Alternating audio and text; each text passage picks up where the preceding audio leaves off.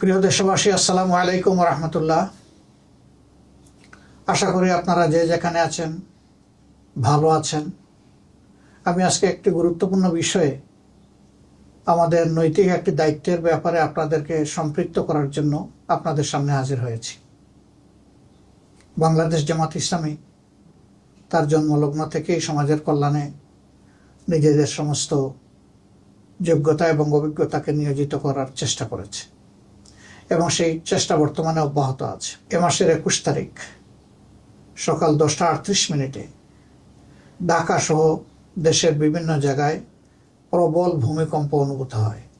এতে এ পর্যন্ত আমাদের জানা তথ্য অনুযায়ী 10 জন মানুষ দুনিয়া থেকে বিদায় নিয়েছেন বিভিন্নভাবে আহত হয়ে। আমি তাদের আত্মার মাগফিরাত কামনা করছি।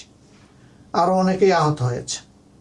কিছু সংখ্যক ঘরবাড়ি হেলে পড়েছে, কিছু সংখ্যক ঘরবাড়ি হেলে না পড়লেও তার ক্ষতি হয়েছে, কোথাও ফাটল ধরেছে, আবার কোথাও মানুষজন দারুণ ভূমিকম্প আতঙ্কের মধ্যে আছে।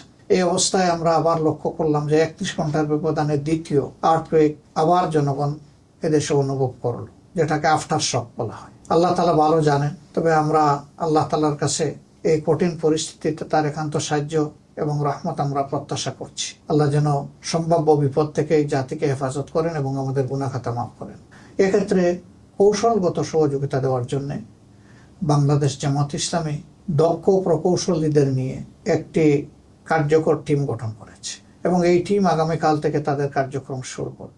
আপনাদের এই সংক্রান্ত যে কোনো প্রয়োজনে আপনারা যদি এই টিমকে অবহিত করেন, তারা আপনাদের দরবারে হাজির হয়ে যাবে এবং আপনাদেরকে পর্যাপ্ত ও প্রয়োজনীয় সহযোগিতা দেওয়ার চেষ্টা করবে। কিভাবে কার সাথে এসে যোগাযোগটা হবে, গণমাধ্যম এবং সামাজিক মাধ্যমে আমরা তা অতি সত্বর আপনাদেরকে জানিয়ে দেবো ইনশাআল্লাহ। এই কন্ট্যাক্ট পয়েন্টগুলোতে আপনারা কন্ট্যাক্ট করলেই আপনারা আমাদের সেবা পেয়ে যাবেন, আমরা আশা করছি। আপনারা যদি আমাদেরকে এই সেবার সুযোগ দেন, আমরা অবশ্যই কৃতজ্ঞ হব এবং আল্লাহর দরবারে শুকরিয়া আদায় করবো যে আমাদের প্রিয় জাতির জন্য আমরা কিছু একটা করতে পারছি। তা আপনাদের সকলের সুস্বাস্থ্য, নিরাপত্তা, কল্যাণ কামনা করে এবং আমাদের সেবা নেওয়ার আহ্বান জানিয়ে আজকের মতো এখানেই বিদায় নিচ্ছি। আসসালামু আলাইকুম রহমতুল্লাহ।